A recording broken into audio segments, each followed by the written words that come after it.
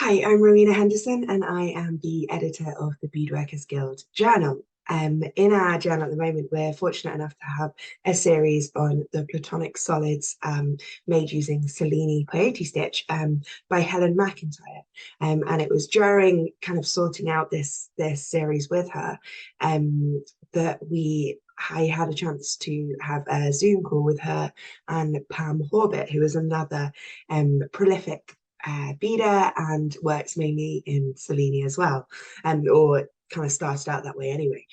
And so we had a great Zoom chat, me and Helen and Pam, and we discussed all things Cellini. We discussed, different ways that they work, lots of inspiration and things like that. And it was really, really interesting. And I can't even tell you how much I enjoyed it. So what we've done is we have split it up into some smaller chunks because we can talk for hours about beadwork. And this is the first of our Cellini conversations with the fantastic Helen McIntyre and the absolutely wonderful Pam Horbett.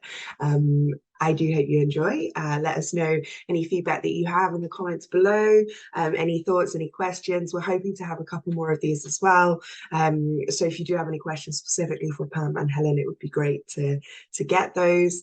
Yeah, and thanks very much to the Beadworkers Guild for making this possible. Enjoy. So this first conversation here is really kind of focused on the Cellini platonic solids, and we start the chat with Pam, who's telling us kind of how she started out with them. That was where I actually started. I was sitting there one day looking at my crystal platonic solids, and I thought, as you do, if I could create the shape and put them together, I could make that. And that's how I started, just by making the triangles. And my first attempt was the tetrahedron. And I shook my head through the whole about, I would say, probably 16 hours, because it was just this floppy mess. I thought, well, this is going to work. But once I sewed that last seam, it's like, oh my God, Play-Doh is with me. I mean, I was so excited because it held its form so beautifully. Fantastic. And then I thought, then I went, and then I kept just going. Fab. And Helen, that's slightly different to how you've done yours, isn't it? Because yours, you've taken the net. Well, do you want to explain how you? Well. I mean, I started playing around with triangles when I had seen them, and I made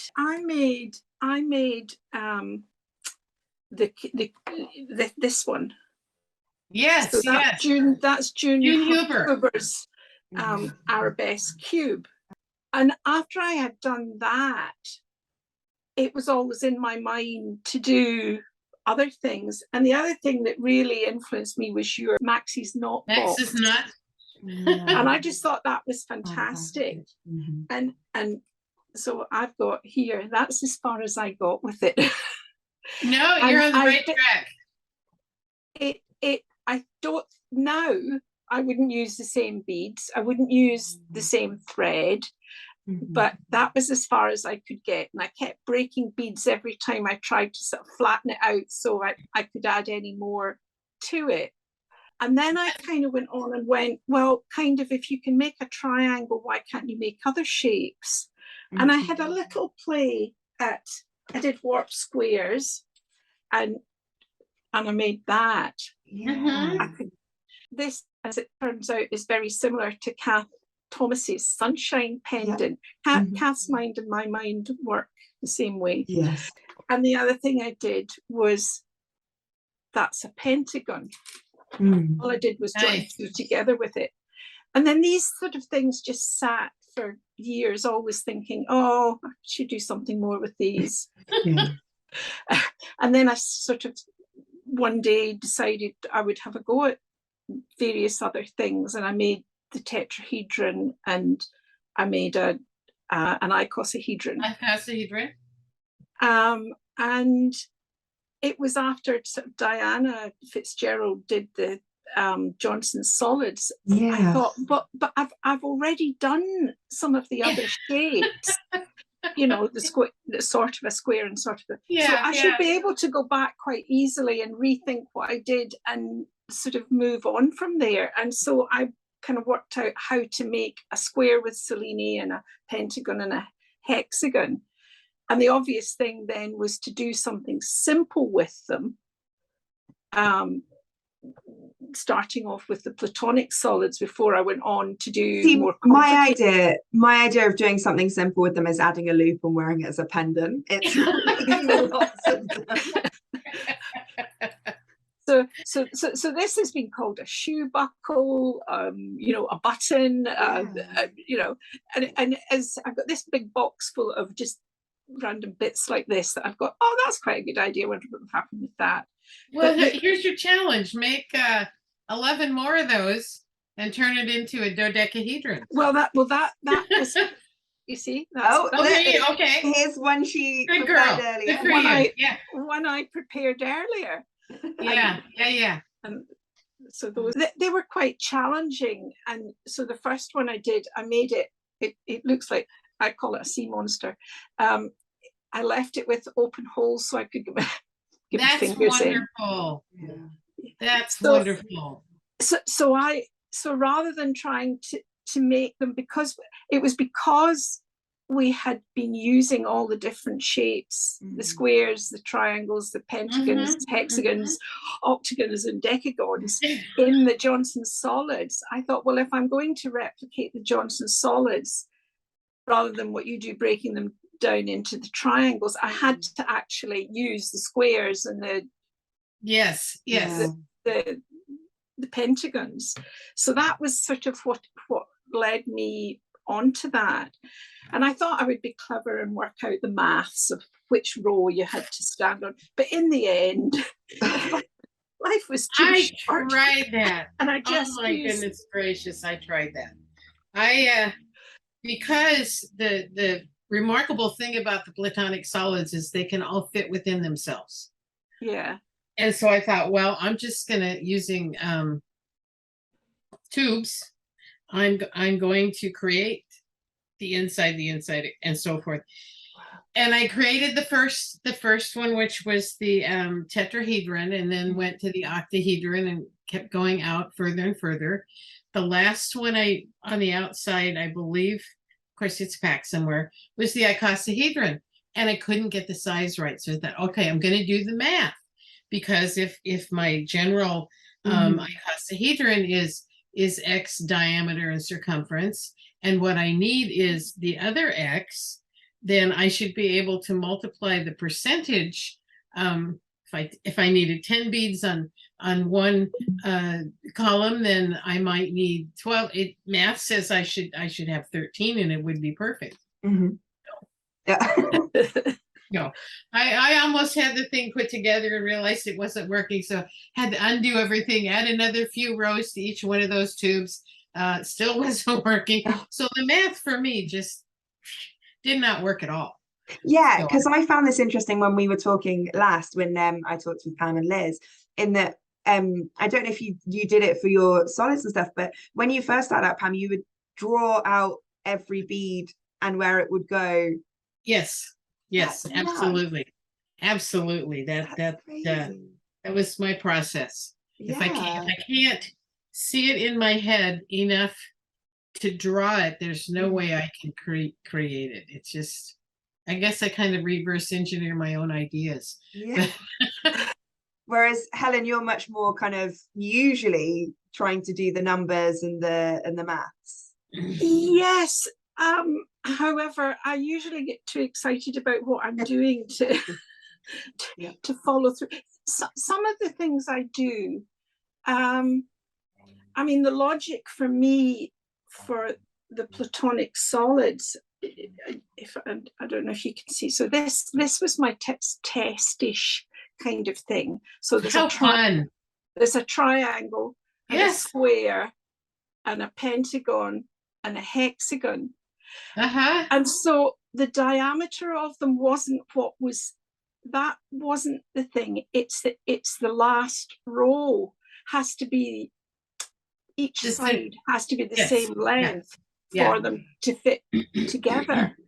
And then working back from that, you know, where the Cellini section has to end. So you then have to work back, where do I start it? Right. So that it ends in the right place. And that's so I did it kind of empirically with a few bits of experimenting. But basically I used peyote graph paper. I had Julia Prettle's little boxes book, which at the back of it has graph paper for these shapes. And so I basically photocopied the blank page and used colored pencils. I knew where it had to end, and I just put the stripes in where to start approximately. But then you run into the problem of some of the bigger ones, like you can, if I turn it sort of sideways, you can see the hexagon is quite hollow. It's not actually flat. So then you have to start kind of adjusting and you know, where you put increases in things. And so that just becomes a little bit by feel. Yeah, and anytime you're using cylinder beads, whether it's a triangle, a square, it's not going to be flat. You just kind of have to decide, okay, I'm going to incorporate that into my design, and be okay with it. I discovered that. And you can see what you can, if I hold it close, you can see also what I've done from a design point of view. I think it was every 5th row, I put a different set of colored beads to help me count. So that is just great. So oh my gosh. I mean, you see, same with the oh my goodness. Same with the pentagon. Because I didn't know whether it would work and how they would sit, you know, from that point of view. And it meant when I look back at this, I was saying, well, I need to put another increase in to make it the increase quicker so that it's flatter or more domed or whatever I want to do. And having these as reference pieces has been quite good, because I can go back and and look. Wow, that's so interesting. interesting. The only way I would have been able to accomplish something like that is if I could have drawn it out first. My brain just does not go to that. Okay, let's try this. Every time I've tried to do that, it makes me crazy. It just makes me crazy. It's so interesting though to kind of hear the different techniques and the ways that you kind of arrive at different solutions with different outcomes, but to the same problem, as it were, the same brief, and you've got such different things. It's really fantastic, and I feel like a lot of people will be encouraged to hear that it's okay if you're still drawing it out or writing it out. Like, that's the best way to do it for some people. When I started, and I told you this before too, when I started beading, I ended up in a crowd of people who did freeform peyote. I think that's what it's called. And it made me crazy. And so a friend of mine gave me a tube of mixed beads, and she said, okay, take this home and make something. And I dumped out the tube of beads and I separated them all to see what I had. And then I sat down with my pen and paper and I made a pattern. It's the only way I could do it. And I felt insecure because I could not figure out how to do things the way other people did it. And if I can encourage one person, Nancy Mineheart, who is an incredible artist, I took a class from her, probably 30 years ago. She said, if you want to be a true artist, you have to understand your process and then incorporate your artwork based on your process. And I went, holy crap, I get to be who I am now.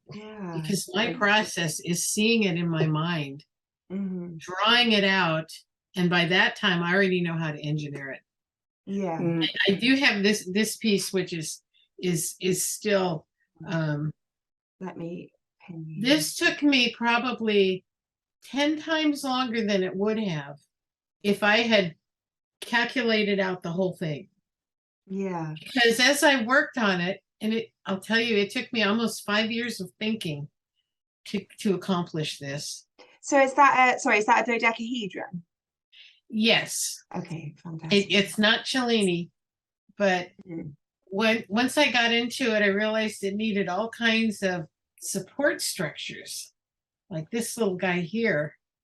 Ah, okay. It Yeah. since it's a little bit out of shape. It had some damage that I don't know if I want to repair it or just make another one. But had I known that like these little support pieces needed to be there, I could Yeah. have put them in sooner, and Uh-huh. it would have been so hard. Yeah. So I constantly remind myself that my process is figure it all out before you even thread the needle. And I think as well, if we all had the same process, we'd all end up with the same pieces, you know, That's right. and it really shows because I mean, Helen, Yeah. we've actually had one in the journal before. You've done a dodecahedron in a peyote without the Cellini in a similar way, but yours is very different to that again. Yes. So it's just brilliant. It's what makes the world go round. Fantastic. And the thing I find sometimes too is if it's all planned out and it all absolutely goes the way it goes, you don't always get that, oh, wasn't expecting that surprise that takes you down a different route or gives you the idea to do something different. So one of the when I was trying to do the hexagon, so that's a hexagon, It's but beautiful. I could see that it wasn't, it was too stiff to put it into the Johnson solids. But this has huge design possibilities. Yes, and it does. I've got something in mind. You know, I had a light bulb moment when two things just happened to be on the table at the same time. And I went, oh, the thing that didn't do what I thought it wanted to do, I think this might. So, you know, I think that's sort of nice. And this was just me playing with some initial hexagons to see what I was going to do. Did I want to put one lot of Cellini or two, or because it's quite big, and this one had the very indented sort of thing. And when I actually came to do a Johnson solids with it, this was the Johnson solid that I did. I can't remember what it's called, something Sebi Spinner Rotunda or something like that. Gorgeous. So because I didn't want it to, I felt this would be too rigid, so I only wanted one lot of Cellini. But then I didn't want it to be wholly, you know, to be too depressed in the middle, because I wanted it to be able to hold the structure rigid. So that was where, having played with those two things, I could then see that what I needed to do was to change the increases from the standard hexagon increase and do just a little bit of modification to make this piece here much flatter. And did you do that modification by playing, or did you work it out? Again, it was working backwards. This is the size it needs to end up. This is the starting bit. It needs to be this for the first few rows. And how am I going to get from the first few rows to the last few rows, and make it flatter? And I had played a lot with well, one of the first books I bought in beading was Diana Fitzgerald's shaped beadwork. And in that, she gives you the basic shapes, and then she talks about sort of making a pentagon but with hexagon increases, and so I made a few of just wee tiny small things. There's some samples in the book, but I played around with other things. So I already kind of had in my head the knowledge of, if I do this, I need an instead of, you know, a three round repeat, I need to put an extra herringbone in somewhere to get it to increase a bit quicker, but not as much as a square, and not as you know. So I kind of made a fairly good guess at what was needed. It's not much modification. If it's a huge amount of modification, then but just for a small amount, and it didn't actually matter. It just needed to be flatter. That's fantastic. Yeah, so quite funny. I like quirky things. So when I was making it, it was. I think all beaters are a bit quirky. Yeah. when I was making it, and it was in a part constructed stage, not cooperating, waiting with me. It looked like a turtle, the pieces lying on the table. And look what I found I was in a charity shop. And it's just so the color. yes. Oh, you're going to need to bead round that though. That's fantastic. Oh yeah. Oh no, I just sit the two together. Okay. We Put found the legs on the one you've already got. Fantastic. Children's rubber neck. Fantastic.